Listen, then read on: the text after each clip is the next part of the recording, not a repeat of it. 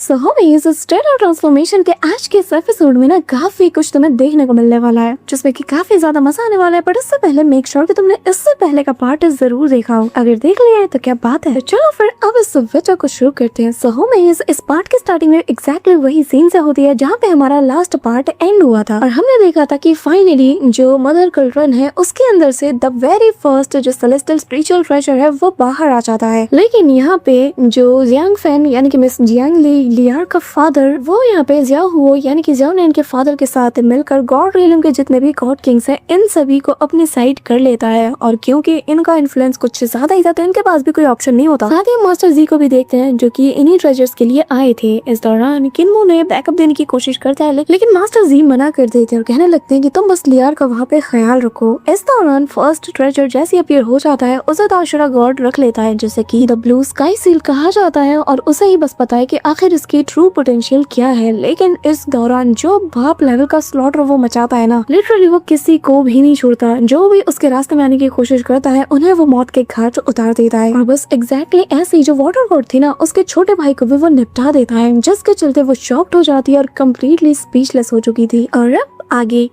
हमारे इस एपिसोड की स्टार्टिंग में हमें सबसे पहले वाटर गॉड को ही दिखाया जाता है जहाँ ये लड़की जो कि शुरू से ही जियांग फैन और जो ज़ो हुओ है उसकी चमची रही है, उसे अपने भाई की मौत का इस कदर सदमा लगता है कि वो थोड़ी देर के लिए बिल्कुल शॉक्ड हो जाती है और वहाँ पे बिना कुछ बोले बिना कुछ करे बस एक टक उसी ओर देखी जाती है। से याद आता है कि कैसे उसका भाई दर्द के मारे छटपटाते हुए तड़प तड़प के यहाँ पे मारा गया और फिर उसका खून यहाँ पे खौल उठता है और वो यहाँ गुस्से से तिलमिलाते हुए कहने लगती है कि मैं तुम्हें नहीं छोड़ने वाली। तुम्हारी इतनी हिम्मत कि तुमने एक मामूली से ट्रेजर के लिए मेरे भाई की जान ले ली। अब यहाँ पे जो आशुरा गॉड है जो यहाँ से काफी दूर निकलने की कोशिश कर रहा था क्योंकि उसे जो चाहिए था उसे वो हासिल हो चुका है, इसलिए वो फालतू की लड़ाई में पड़ना नहीं चाहता। तो वो जाते हुए कहने लगता है कि मैंने ट्रेजर्स के लिए तुम्हारे भाई की जान ले ली, तुम्हारा भाई ट्रेजर के लिए अपनी जान देने आया था। और हाँ भूलो मत कि इस वक्त हम लोग एक्सॉल्टेड सेलेस्टियल माउंटेन के अंदर है जहाँ पे एक्सॉल्टेड सेलेस्टियल वॉर चल रही है। यहाँ पे जो भी आता है वो अपने सर पे कफन बांध के आता है, ठीक है। अब हम देखते हैं कि जो वाटर गॉड थी ना वो उसके ऊपर दे दनादन हमले करती है। इतने सारे वो अटैक करती है कि यहाँ पर काफी सारे आइस क्रिस्टल्स को भी वो बना देती है जो कि इसके रास्ते को रोकने की कोशिश करते हैं। लेकिन आशुरा गॉड तो बहुत इजीली जिगजैग पैटर्न का यूज करते हुए इनसे डॉज करने लगता है और यहाँ से काफी दूर निकलने लगता है। लेकिन जो वाटर गॉड थी वो तो सोच के बैठी थी कि आज तो मैं इसे मौत के घाट उतार के रहूंगी। अब यहाँ पे ये लोग के बीच में फाइट तो चल रही थी लेकिन जो नॉर्थ एम्परर है वो कहने लगता है कि ब्रदर जियांग फैन मुझे यहाँ पे कुछ ठीक नहीं लग रहा और मेरे ख्याल से हमें एक साथ कुछ करना होगा और अगर हम में से 8 एक साथ मिलकर उस आशुरा गॉड यानी कि लो फैन के ऊपर अटैक करते हैं तो मेरे ख्याल से हमारे पास एक बेटर चांस है कि हम उसे ठिकाने लगा पाए। अब यहाँ पे इसकी बात सुन के जो जियान फैन है वो भी समझ आता है कि बात तो ये सही कह रहा है और अगर मुझे एक एक्सॉल्टेड सेलेस्टियल बनना है तो मुझे हर हाल में उन ट्रेजर्स को हासिल करना होगा। इसी के चलते वो यहाँ पे जो बाकी के लोग थे ना जिन्होंने एंट्रेंस का काम संभाल के रखा था यानी कि ये जो रिलीफ पैसेज है जिसके ऊपर इन लोगों ने बैरियर लगा दिया था वो उन लोगों से कहने लगता है कि जब तक हम फाइट कर रहे हैं तुम लोगों को इसे गार्ड करना है। ये कहते हुए वो यहाँ से निकल पड़ता है। अब यहाँ पे हम आशुरा गॉड को देखते हैं जो कि ये सारा नजारा देखकर कहने लगता है कि अच्छा तो तुम लोग मुझे यहाँ पे ट्रैप करने का सोच रहे हो। हाँ एक बात जान लो, आज तुम में से जो कोई भी मेरे रास्ते में आने की कोशिश करेगा ना तो उसे अपनी जान से इसकी कीमत अदा करनी होगी। अब यहाँ पे हम एक गॉड किंग को देखते हैं जो कि इन्हीं लोगों के साथ मिली हुई थी और यहाँ से निकलने में लगी हुई थी। पर तभी लो फैन की उसके ऊपर नजर पड़ जाती है और वो अपनी स्वॉर्ड को तानते हुए कहने लगता है कि अच्छा तो सबसे पहले तुम मेरे रास्ते में आ रही हो। लेकिन जैसे ही वो अपने ब्लड स्वॉर्ड को चला पाता ना तभी अचानक से एक चेन आकर उसके हाथ को जकड़ लेती है और काफी टाइटली उसे जकड़ लिया जाता है कि वो वहाँ से मूव तक नहीं कर पाता। और तभी हम देखते हैं कि ये काम उसी वाइन गॉड का था जो कि यहाँ पर अपने बड़े बड़े लंबे लंबे फाइन्स को एक साथ अनलीश करता है ताकि वो उसे कैसे ना कैसे करके होल्ड कर पाए। और इस काम में ना वो ऑलमोस्ट कामयाब हो भी जाता है। जैसे जैसे वो अपने वाइन से उसे लपेटने की कोशिश करता है तभी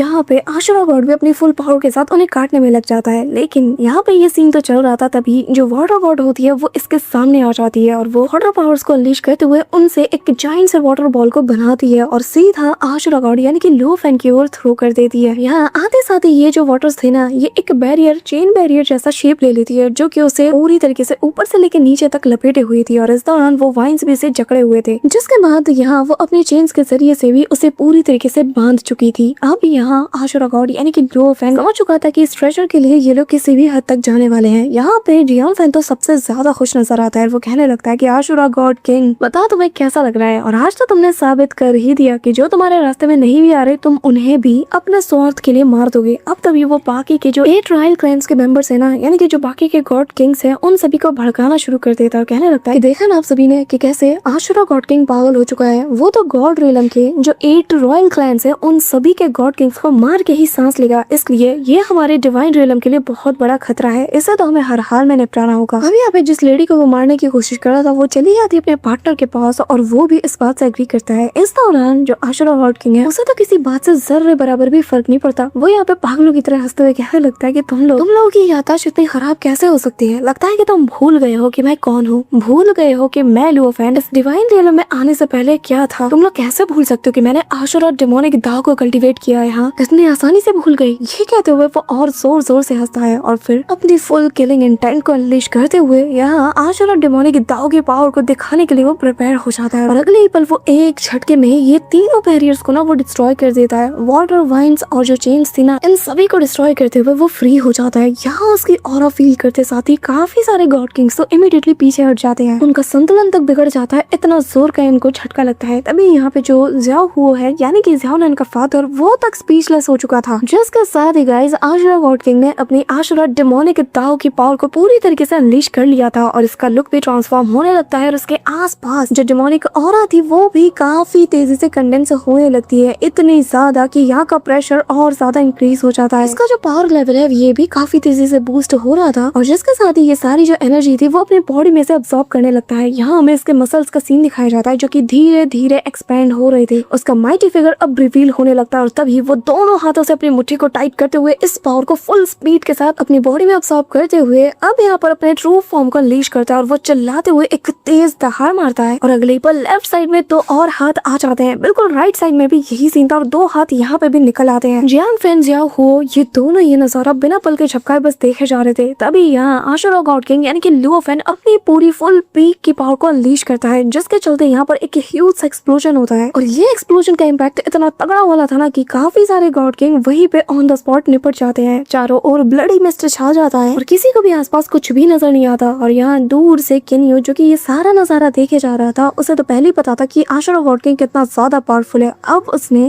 उसकी पावर का एक छोटा सा नमूना देख ही लिया है। वो मन में कहने लगता है कि वाकई में जो एक्सॉल्टेड सेलेस्टियल वॉर है ये बहुत ही ज्यादा खतरनाक है। अभी यहाँ पे उसे मास्टर जी की फिक्र होती है। तभी हम लियार को देखते हैं जहाँ पर उसे कुछ फील होता है जिसके चलते वो अनकॉन्शियस होकर गिरने लगती है, लेकिन तभी किन्यो उसे थाम लेता है और कहने लगता है कि आखिर तुम्हें क्या हुआ अचानक से, जिसपे वो कहती है कि मैं ठीक हूँ, लेकिन किन्यो का दिल मानता नहीं और तभी वो कहने लगता है कि मुझे जरा चेक करने दो और यहाँ वो अपने पावर के जरिए से जैसे ही उसे हील करते हुए उसके बेली के पास अपना हाथ ले जाता है ना तो उसे कुछ फील होता है। जो फील करते वो शॉक्ड हो जाता है, स्माइल करते हुए कहने लगता है कि आखिर ये क्या है। अब तभी सीन वापस से उसी एक्सॉल्टेड सेलेस्टियल माउंटेन में शिफ्ट हो जाता है जहाँ ब्लड मिस्ट के अंदर फंसे हुए जो बाकी के गॉड किंग्स थे वो कहने लगते हैं कि प्लीज कोई हमें बचा लो, हमारी मदद करो, जियांग फैन हमें बचा लो। अब दूसरा बंदा चिल्लाते हुए कहता है कि लुओफेन मैंने तुम्हारा क्या बिगाड़ा है, प्लीज मुझे जाने दो, मैं वादा करता हूँ मैं तुम्हारे रास्ते में नहीं आऊंगा, मुझे छोड़ दो। तभी यहाँ पे धीरे धीरे जैसे ही ब्लड मिस्ट हटने लगता है तो हम देखते हैं कि 2 गॉड किंग्स को यहाँ आशुरा गॉड ने पकड़ लिया था और वो इनके ऊपर अपना शिकंजा और टाइटली कसते हुए इन्हें अपने पास खींचने लगता है, जिसके चलते ये दर्द के मारे छटपटा उठते हैं और जैसे ही विजन पूरी तरीके से क्लियर होता है ना तो जो वाइन गॉड था वो ये देखकर कम्प्लीटली शॉक्ड था। दांत पीसते हुए उससे कहने लगता है कि लुओफेन खबरदार अगर जो तूने इसके साथ कुछ किया उसे छोड़ दे। सेम हाल यहाँ उस दूसरे गॉड किंग का भी था जिसने कि किन्यो का साथ नहीं दिया था जब मिस लियार का स्वयंवर हो रहा था और उसने एक मामूली से ट्रेजर के चलते जियाओ फैन को वोट दिया था। आई होप कि तुम्हें सीजन 6 याद होगा। तो यहाँ वो भी कहने लगता है कि मेरे भाई को छोड़ दो। यहाँ पे दोनों बंदे दर्द के मारे छटपटा रहे थे, लेकिन लुओफेन तो बिल्कुल पागल यानी कि ब्रसर्क मोड में वो जा चुका था। वो जोर जोर से हंसते हुए कहता है कि क्या छोड़ दूं, अभी तो तुम लोगों ने मेरा पागलपन देखा ही कहाँ है। ये कहते हुए वो अपनी किलिंग इंटेंट को इन्हें जाहिर कर देता है, जिसके बाद वो अपनी बॉडी को एक्सपेंड करने लगता है और इसकी साइज का डबल हो जाता है और इसके पीछे आते साथ ही दोनों हाथ उसकी तरफ बढ़ाने लगता है, जो देखकर वो बंदा कहता है कि लुओफेन प्लीज मेरी बात सुनो। लेकिन आशुरा गॉड उसकी एक बात नहीं सुनता। उसकी बॉडी में धीरे धीरे करके वो डेमोनिक एनर्जी जाने लगती है और उसकी बॉडी के अंदर से थोड़ा सा वो लाइफ एसेंस कैसे बाहर निकालने लगता है और यहाँ चारों ओर ये दोनों तो फ्लेम से कवर थे और जैसे ही वो उस फ्लेम को अपने हाथ से बुझा देता है ना इनकी body on the spot nothingness में बदल जाती है, जो देखते साथ ही सारे जो बाकी के जो टॉप के गॉड किंग्स है इनके होश उड़ चुके थे और अब ये समझ आते हैं कि ये डू और डाई का सिचुएशन है। अब अगर हमने इसे नहीं रोका तो शायद हमारी जान भी जा सकती है। तो सभी यहाँ पे हैंड साइन बनाते हुए अपने पावर्स को गैदर करते हैं और वही 8 एलिमेंट वाले फॉर्मेशन का ये लोग यूज करने लगते हैं, जिसका यूज इन लोगों ने किन्मो के ऊपर भी किया था। सब के सब यहाँ अपने पावर को एक साथ अनलीश करते हैं। इसके चलते लुओफेन के ऊपर एक बहुत बड़ा सा फॉर्मेशन बनने लगता है। फायर, वाटर, अर्थ थंडर, ये सारे जो एलिमेंट्स और बाकी जितनी भी चीजें थी, इन सारे एलिमेंट्स की पावर एक साथ सामने जो कोर वाला एलिमेंट था उसके अंदर समा जाती है और तभी एक तेज रे ऑफ लाइट जो कि 7 कलर लाइट जैसी दिख रही थी आशुरा गॉड के ऊपर चार्ज करती है। लेकिन आशुरा गॉड लुओफेन वो तो बिल्कुल पागलों की तरह हंस रहा था उस अटैक को अपनी तरफ आता हुआ देखकर, जैसे मानो उसके लिए ये बहुत छोटी चीज हो।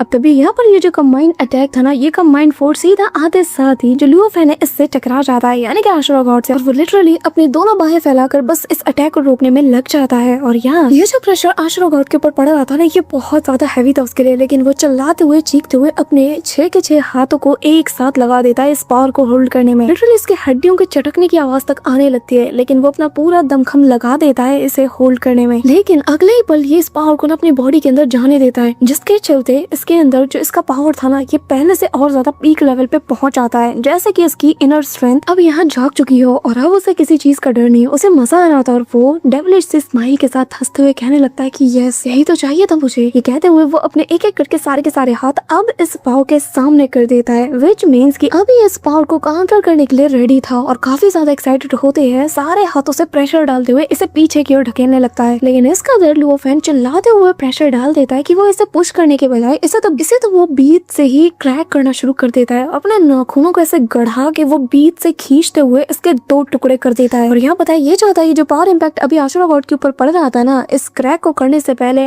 अब ये पावर बढ़ के सीधा 10 गुना तक पहुंच चुका था। और एज यू कैन सी कि जो हालत इसकी हो रही थी ना, ये दर्द के मारे छटपटा रहा था, पर दोनों हाथों से लगातार इस पावर को डिस्ट्रॉय करने के लिए वो इसे पूरी तरीके से बर्दाश्त कर लेता है। और यहाँ एनिमेशन में ना मैं बता रही आग लगा दी इन लोगों ने, इतना स्मूथ एनिमेशन, ये पूरा का पूरा अटैक किसी ब्लू फ्लेम जैसा लग रहा था। और यहाँ सामने उसका फिगर हमें नजर आता है जो कि उसके सामने कितना छोटा सा है। यहाँ पे अंततः हम देखते हैं कि आशुरा गॉड यानी कि लुओफेंग फाइनली उस अटैक को बीच से फाड़ के रख देता है, जिसके चलते जो इम्पैक्ट रिलीज होता है वो इससे काफी दूर छिटक जाता है और एक ह्यूज सा एक्सप्लोजन देखने को मिलता है। मैंने 0.5x पे देखा था तो मुझे दिख गया वो दूर छिटक गया। तो अब यहाँ हम देखते हैं कि चारों तरफ कोहराम मच चुका था, सबके सब सोच रहे थे कि शायद वो मारा जा चुका है, लेकिन जैसे ही फॉग हटता है आशुरा गॉड हंसते हुए बाहर आता है अपने 6 हाथों के साथ और हंसते हुए कहने लगता है कि मजा आ गया मुझे। अब यहाँ पे इससे पहले कि ये कुछ और कह पाता, अचानक से यहाँ पर एक रे ऑफ लाइट अनलीश होती है जो कि एनर्जी थी बहुत ही टेरिफाइंग, और ये नीचे से आ रही थी। एक एक करके यहाँ पर 7 कलर लाइट्स नजर आते हैं जो कि इमिट हो रही थी, और ये सारी की सारी लाइट सीधा आसमानों से जा टकराती है, जिसके चलते सभी लोग समझ आते हैं कि शायद दूसरे ट्रेजर के इमर्ज होने का वक्त आ चुका है। तभी यहाँ पर ये जो एनर्जी अनलीश हुई थी ना, इनके बीच से ही हम यहाँ पे देख पाते हैं कि एक पावरफुल एनर्जी कंडेंस होने लगती है जो कि धीरे धीरे सारी एनर्जीज को गैदर करते हुए यहाँ पर उसी बड़े से गेट को समन कर लेती है, जिसके आर पार सब कुछ देखा जा सकता था। लेकिन ये कोई मामूली गेट नहीं था, ये मैं तुम्हें पहले ही बता दूं। धीरे धीरे करके इस गेट का पूरा फिगर यहाँ पे बन जाता है, और जैसे ही ये सबके सामने रिवील होता है ना, सभी लोग इसे देखते साथ ही शॉक्ड हो जाते हैं, स्पेशली आशुरा गॉड किंग। इसका रिएक्शन सबसे ज्यादा हैरान करने वाला था, क्योंकि उसे लगा नहीं था कि ये चीज इतनी जल्दी इमर्ज हो जाएगी, जिसके चलते वो भी लड़ाई झगड़ा छोड़ के वो सबसे पहले फ्लाई करते हुए उस गेट की ओर जाने लगता है। अब यहाँ अभी आशुरा गॉड को देखते साथ ही सभी लोग उसके पीछे पीछे उस प्लेटफॉर्म के पास से जाने लगते हैं। तभी हम यहाँ पे मास्टर जी को भी देखते हैं जो कि अपने साथियों के साथ भी पहुंच जाता है। अब तभी हमें यहाँ पर एक गोल्डन एनर्जी को दिखाया जाता है जो कि यहाँ पे सबके सामने अपीयर होने लगती है, और इसी के साथ हमें यहाँ पे बताया जाता है कि आखिर ये जो एक्साल्टेड सेलेस्टियल स्पिरिचुअल ट्रेजर्स हैं ये कितने ज्यादा इंपॉर्टेंट रखते हैं। जहाँ नरेटर वॉइस बताने लगती है कि जो एक्साल्टेड सेलेस्टियल स्पिरिचुअल ट्रेजर्स हैं जो कि एक लिविंग वर्ल्ड सील है, ये असल में 3 हिस्सों में बट चुकी है, जिनमें सबसे पहले ट्रेजर का नाम आता है द ब्लू स्काई सील, जिनमें जो सबसे पहला ट्रेजर है उसका नाम है द ब्लू स्काई सील। बारी आती है दूसरे ट्रेजर जिसे कि अर्थ सील कहा जाता है। फिर आती है द ग्रेटर सील की, जो कि बाकी दोनों को मिलाकर अल्टीमेट ट्रेजर को बनाता है, और इसे ऑल पीपल सील भी कहा जाता है। लेकिन ये इन सभी में सबसे ज्यादा इंपॉर्टेंट है, वो इसलिए क्योंकि ब्लू स्काई सील और जो अर्थ सील है ये दोनों बहुत ही ज्यादा रेयर है, साथ ही पावर में इक्वल भी है, और दोनों एक दूसरे को कॉम्प्लीमेंट भी करते हैं। और अगर इन दोनों को साथ में यूज किया जाए तो इनकी पावर इतनी ज्यादा है कि पूरे के पूरे डिवाइन रियलम को भी ये हिला के रख सकते हैं। लेकिन आज तक कोई भी इसके ट्रू पावर को यूज नहीं कर पाया। लेकिन ऑल पीपल सील इन सबसे ज्यादा रेयर और सबसे ज्यादा पावरफुल भी है, और सबसे ज्यादा टाइम लॉस को कंटेन किए हुए है, इसीलिए ये चीज इसे सबसे ज्यादा अलग बनाती है। ये मान लो कि बाकी दो ट्रेजर्स अगर एक जिस्म है तो फिर उसका जो कोर है ना, उसकी जो जान है वो असल में ये ऑल पीपल सील है, और जो कोई भी इन तीनों सील को यूनाइट करता है वो इस डिवाइन रियलम का एक नया और पावरफुल एक्सल्टेड सेलेस्टियल बन जाता है। अब जियांग फैन जैसे इस चीज को देखता है ना, तो उसके अपने मन में एक आइडिया आता है और तभी जो आशरा गॉड है वो यहाँ मौजूद सभी से कहने लगता है कि मैं यहाँ मौजूद सभी से एक बात कहना चाहता हूँ कि शायद मेरे ख्याल से अब हमें यहीं पे रुक जाना चाहिए। तुम सबका क्या ख्याल है इस बारे में? अब जियांग फैन समेत सभी लोग उसकी ओर देखने लगते हैं और उसकी बात सुन के सोचने लगते हैं। पर तभी आशरा गॉड कहने लगता है कि यहाँ मौजूद सभी लोगों ने देख लिया कि अभी ये जो स्टोन स्लैब है इसके ऊपर क्या मेंशन था। हमने जान लिया कि तीनों ट्रेजर्स में सबसे पावरफुल और जो सबसे ज्यादा रेयर ट्रेजर है वो असल में ऑल पीपल सील है। तो लड़ने का तो कोई फायदा है ही नहीं। तुम लोगों को स्ट्रॉन्गेस्ट ट्रेजर चाहिए था, मुझे वो नहीं चाहिए। मुझे बस ये ब्लू स्काई सील दे दो, बाकी सब तुम रख सकते हो और उम्मीद करता हूँ कि ये तुम्हारे लिए इनफ होगा। लेकिन मुझे इस ट्रेजर के साथ सही सलामत यहाँ से जाने देना होगा तो ही मैं इसके लिए राजी हूँ, वरना फिर भूल जाओ। और हाँ, ये मेरा वादा है कि मैं लुओ फेंग, मैं वादा करता हूँ कि मैं यहाँ से चला जाऊंगा इस ट्रेजर के साथ और तब तक इस एक्सॉल्टेड सेलेस्टियल माउंटेन में पैर नहीं रखूंगा जब तक कि एक नया एक्सॉल्टेड सेलेस्टियल पैदा नहीं हो जाता। ये मेरा वादा है, मैं यहाँ पे झांकने तक नहीं आऊंगा, लेकिन तुम्हें बस मुझे इस सील के साथ यहाँ से जाने देना है। अगर तुम्हें फाइट कंटिन्यू करना है तो फिर तुम कर सकते हो, वैसे भी मैं भी थका नहीं हूँ। अब यहाँ पर उसकी चेतावनी को सुनते साथ ही काफी लोग तो चुप थे, लेकिन जो नॉर्थ एम्परर है उसे अभी भी इसकी बात में डाउट हो रहा था और वो यहाँ पर अपने साथी जो गॉड किंग्स है उनसे कहने लगता है कि